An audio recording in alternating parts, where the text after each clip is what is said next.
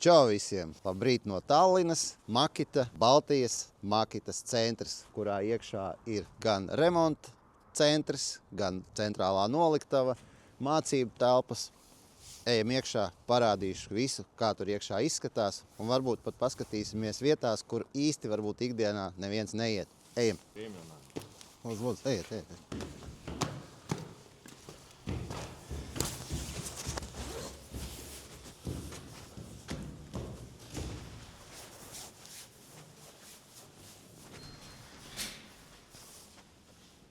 Tadā!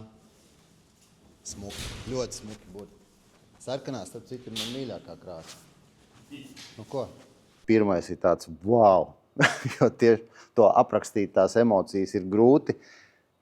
Iesim uztaisīšu ekskursiju par to, kas te atrodas. Uzreiz ienākot pašā telpā pa labi ir milzīga telpa, kurā ir izlikta visa Makitas produkcija, kāda vien ir pieejama uz šo brīdi. Telpa ir milzīga, apjomīga, ienākam iekšā un pirmais, kas ir dārza tehnika. Milzīgs sortiments. Sākot ar ķerām, kas ir uz akumulātoru, dažādi varianti.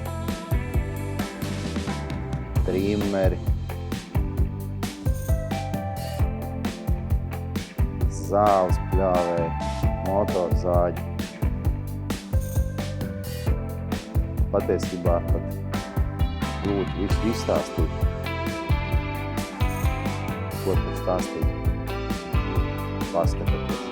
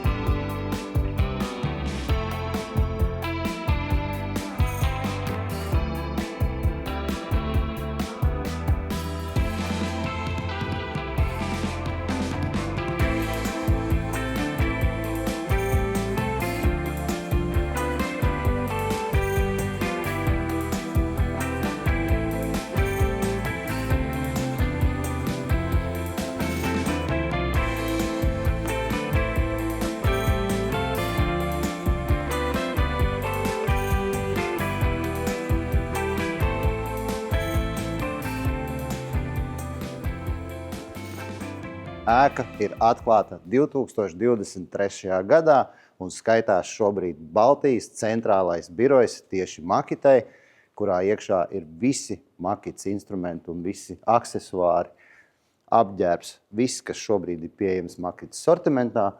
To visu var apskatīt šeit, klātienē, aptaustīt. Un jā, draugi, visi tie, kas ir Makitas zīmola cienītāji, man jums ir ļoti laba ziņa. Šāda te izstāžu telpa kopā ar apmācības klasēm drīzumā būs pieejama arī Latvijā. Un man pačukstēja, ka šī izstāžu zāle Latvijā būs par 100 kvadrātmetriem lielāka nekā viņa ir šeit. Tā kā apmēram vēl 2 gadi, un šāds, varētu pat teikt, muzejs būs arī Latvijā. Un dodoties tālāk uz priekšu, mēs nonākam mācību klasē, kas ir paredzēta, kurā apmāca gan dīlerus, gan gala lietotājus, gan arī studentus.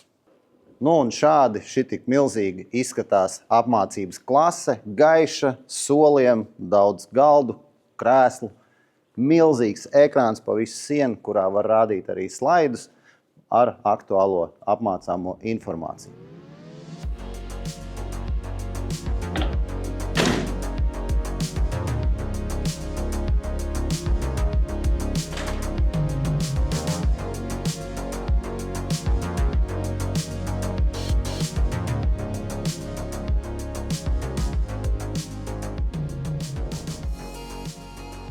šeit ir tāda smuka, mājīga virtuve, kurā jūs varat gan paēst pusdienas, gan arī pagatavot sev, piemēram, kafiju vai tēju, apsēsties pie galda, paņemt kafiju un vienlaicīgi arī paskatīties, kas notiek mācību klasēs. Šeit tieši aiz loga var redzēt, ir kokapstrādes mācību klase, kurā ir principā visi instrumenti, kurus var uzreiz testēt un pārbaudīt tieši saistībā ar kokapstrādi.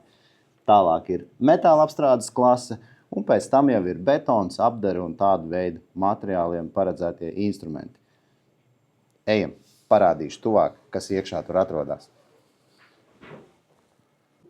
Sāksim ar kokapstrādes klasi un iepazīstināšu jūs ar Marko, kurš ir galvenais Makitas instrumentu treneris, ja tā varētu teikt, kurš apmāca lietotājus, gan dīlerus, kā pareizi izmantot kādu no Makitas instrumentiem, kādiem no projektiem, vai tā ir kokapstrāde, vai tā ir metāla apstrāde, vai betons, apdari un tam līdzīgi. Ejam iekšā, pastamies, kā tur izskatās.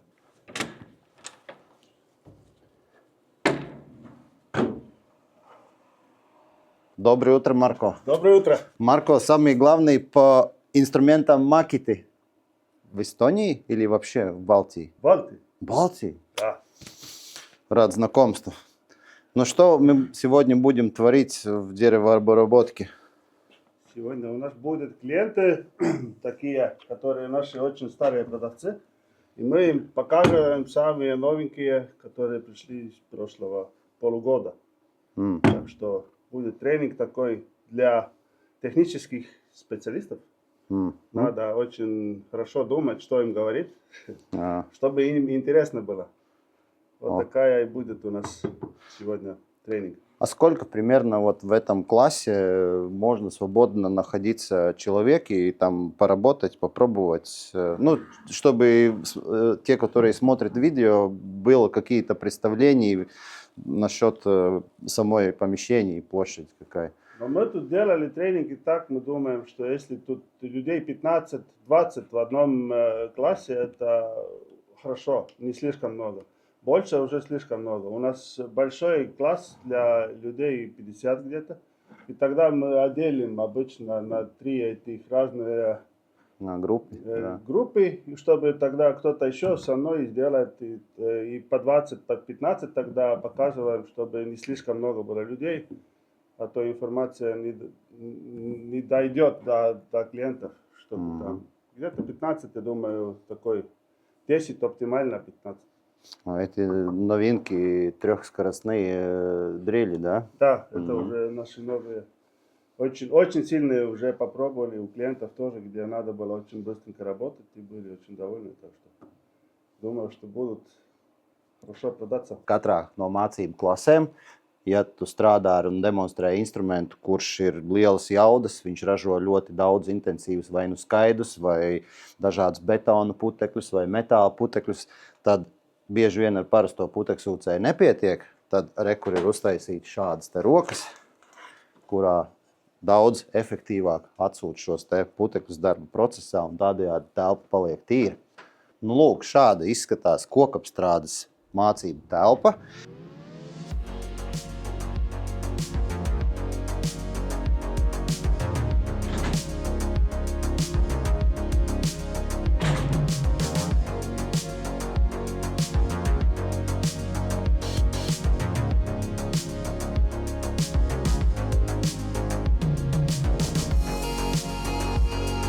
Blakus uzreiz ir durvis uz nākamo mācību klasi, kas ir paredzēta metāla apstrādē. Izmērā klase ir tieši tāda pati, kāda ir kokapstrādē.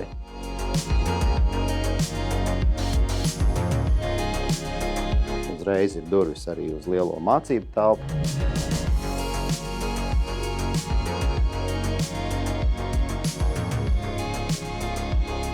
Darba drošība, aptieciņa, ausu aizbāžņi. Var rokas nomazgāt pēc darbošanās.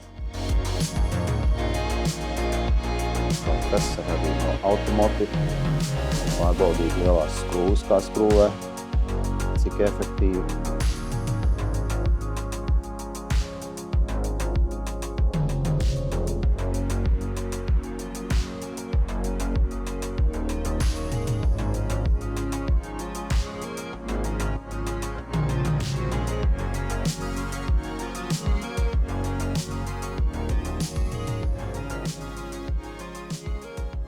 Reku gribu jums parādīt ļoti interesantu materiālu, kas atrodas uz šī darba galda metāla apstrādes klasē.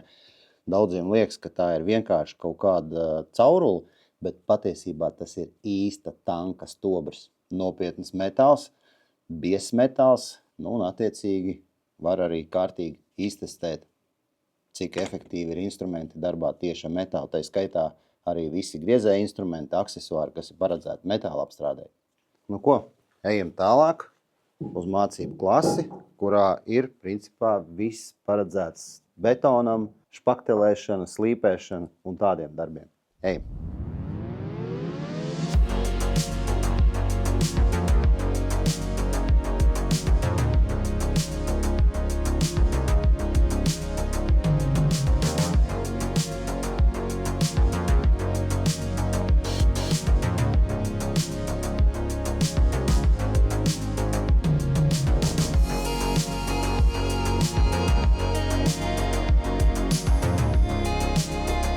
Starp citu, te ir uztaisīts tāds stūris, improvizēta māja, ir siena, kurā regulāri tiek špaktelēta un regulāri arī tas špaktels tiek slīpēts, kā arī ir flīzes. Šis stūrīts ir speciāli uztaisīts apdares darbiem un noteikti, ka viena no sarežģītākajām lietām pirms apmācībām ir šo te sienu sagatavot, restīvi uzšpaktelēt un pagaidīt, lai viņi normāli nožūst, lai varētu pēc tam demonstrēt un pārbaudīt šos te instrumentus.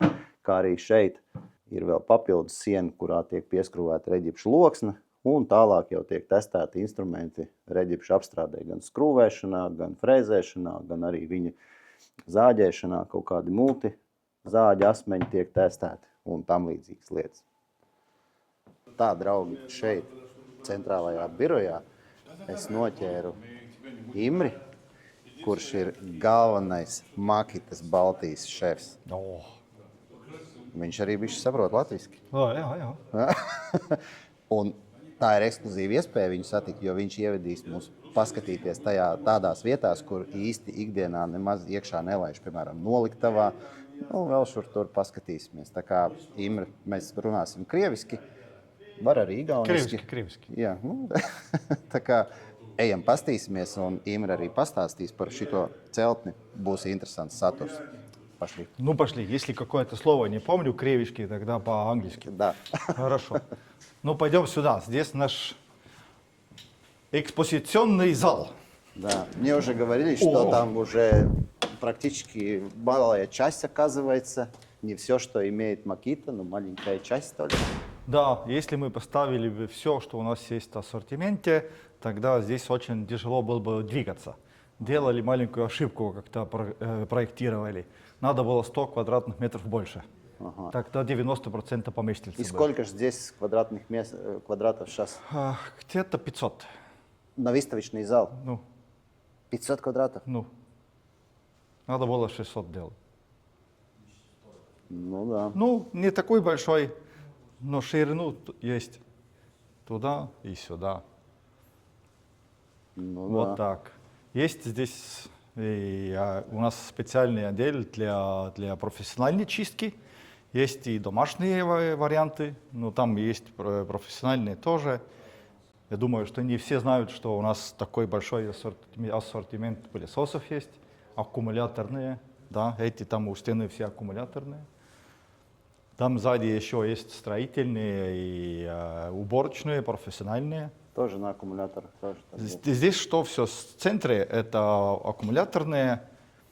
И там сзади есть и комби, и есть проволочные. Так что этих типа домашних или даже здесь есть профессиональные уборочные пылесосы, мы в действительности продаем очень много.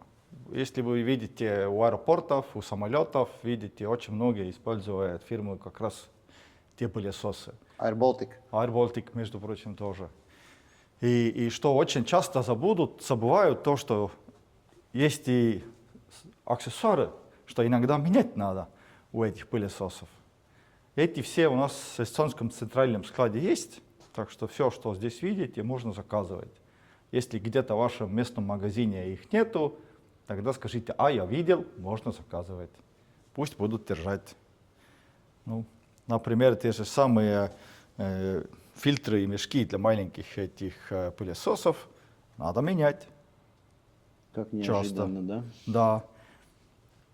Некоторые люди моют, но тоже можно. Но не очень долго.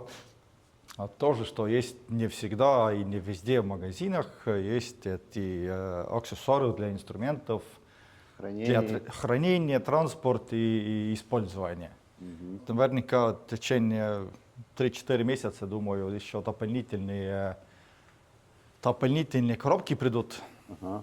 Так что тогда эта куча больше, выше и шире станет. И тяжелее. Да, ну не надо всех на одну кучу ставить, можно и 2 рамы брать. Да. Потому что они все крепятся туда, на нижнюю коробку. А есть план, что у Makita будет типа, ну, поменьше вот коляска, чтобы вести вот такой только, чтобы ну вот не было вот эти большие, чтобы не надо было поднимать такой вес тяжелый. А что я только что сказал? Тогда там тоже будет такие коробки, да? Будут, да.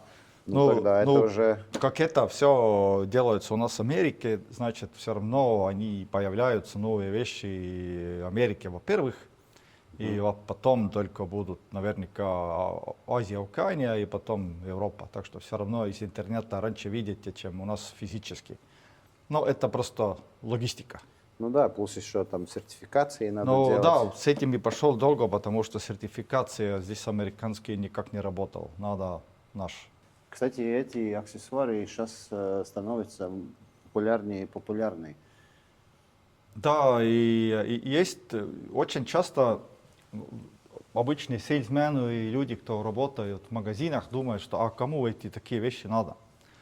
Но если ты ходишь по стройку или по какой-то сборку, тогда у всех есть такие аксессуары. Эти сумки вот становятся популярнее и популярнее, кстати. Да, ну, например, я только что видел сантехники, кто меняли котел и вентиляцию. Ну, им обычно надо ходить от своей машины, где у них все инструменты есть, но метров 100-200 от парковки туда куда-то, да. И они же не будут бегать туда и назад, туда, назад. Им как-то надо вести эти вещи. Да? Иногда слишком много. Все они использовали типа такие, или даже очень популярный, видел такие ведроподобные вещи. На ведро одевается. Ведро да? одевается, да, и пожалуйста, все у тебя есть с собой вместе. Вот так.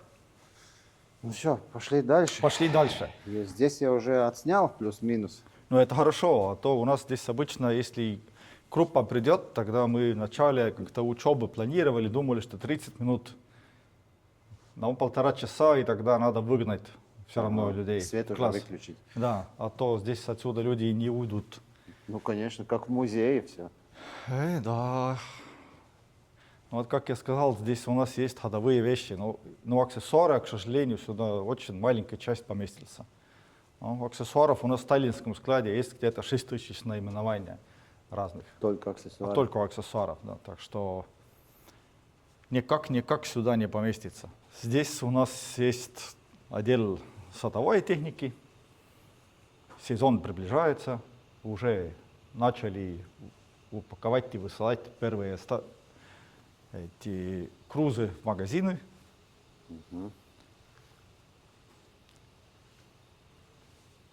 Первая вещь, что будут покупать, конечно, это что? Нет. Первая вещь, что будут покупать, обычно это Scarifier. Ага, понял. Это? Да. У меня, кстати, есть от Makita Scarifier. Вот это такие вещи. Это, например, у меня еще старый 220 вольтов. Тоже Сколько раз резал проволоку? не одно. Ни одно. Я тоже 3 года не резал ни одно, и в прошлом году резал 3 или 4 раза, точно не помню. Ну как, дернуло? Нет, но зато надо было делать остановку, смотать и все. Но все равно решали с женой, что в этом году будем купить аккумуляторный. А зачем тебе покупать? Вот они стоят. Берите. Потом помой и обратно поставил. И всё. То есть с этими вещами, то, что даже если мы хотим так, что берем на 3-4 дома одновременно или пойду аренду, беру из аренды, к сожалению, это как колхоза в советское время. Всем-то надо в то же самое время. Ну да. И вот тебе и нету его. Значит, надо все-таки свою брать. Ничего не И делаешь. потом арендовать другим за деньги. Если у тебя есть свободное время, а если нет, тогда поставишь обратно. Окей, используешь 2 дня в год, но его точно надо и точно надо делать. Да, И знаю. рано весной, если один раз делал в начале лета, жена со мной не говорила 2 недели, потому что газон выглядел как картофельное поле. Ну да. Да, ну потом, конечно, другая половина лета очень красиво было, но делать надо. Вот есть еще специальный отдел у нас на 40 вольт. Все говорят, что новый аккумулятор, но извините, это у нас уже сколько, 5-6 лет, так что не такой новый. 6 лет новый. Ну, 6 лет новый. Почему у нас он есть? Он как раз есть для этого, что этот 18 вольт, ну, там нету столько тока, мощности. Да. Если мы хотим делать 2,5-3 киловатта, 2 киловатта пилы или большие такие пилы, или убирайте отсюда, вот, пожалуйста, есть пилы для этого леса, да, но там 18 вольт не выходит, ничего не поделаешь. Новый аккумулятор, новые инструменты. А почему не делать так, что можем поставить 4 аккумулятора 18 вольта? Но все равно это 18 вольт аккумулятор остается 18 вольт аккумулятором. Ему сколько лет, в каком году он вышла, LXT? Не знаю. Ну, примерно. 2005, 2005, да? да. Ну, 21 год. Так что это старая техника. Ну, в наши дни даже 10 лет это уже старая. Да, так что и даже у этого 40 вольта уже у нас есть сейчас какой 3-й или 4-й поколение. Да, ну... За 6 лет, да? Да. И почему? Скажем так, что это 40 вольт технология, он сделан так, что он future-proof. Он future-proof. Что это значит? Это значит как раз этого, чтобы у нас уже есть 3-е или 4-е поколение элементов здесь внутри, а они все равно работают и первыми аппаратами вместе. И электроника в аккумуляторе и в машине с друг другом общаются, выбирают правильный режим и не сломают машину. Потому что если мы берем сейчас эти таблет-батарейки, отсюда столько тока выходит, что если без всякого умного общения, тогда эта старая машина просто мог бы сгореть. Весна еще придет один очень хороший инструмент. Это надо спрашивать от арендах. Много арендов фирм есть. Есть и Крамо, есть и Лабиринт. Эти столбики, фундаменты для террасы, все такие вещи. Я также сажал грибы. Ну, знаешь, эти, когда надо бревно поставить в землю. Как раз. Шитаки.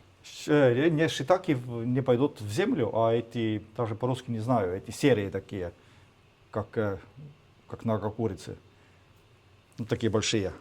Я понял, да. Я тоже что-то забыл. Да, так что вот их себе купить наверняка домой нет смысла, но от аренды спрашивать надо. Без бензина. Заводить не проблема. Цепление работает отлично, даже если камень есть в земле.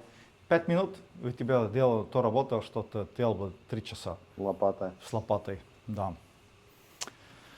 Ну вот так.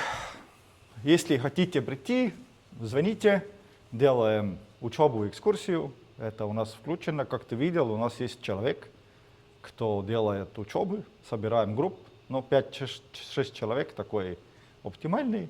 В принципе, там 5 любителей бренда Makita могут свободно позвонить вам. Абсолютно. И договориться, и все приезжают. Абсолютно. Ну, Экскурсии, обучение. ну, весной, конечно, надо сейчас бронировать рано-рано время, потому что у нас почти каждый день сейчас учебы. Но особенно следующая зима, если будет, пожалуйста, с радостью делаем.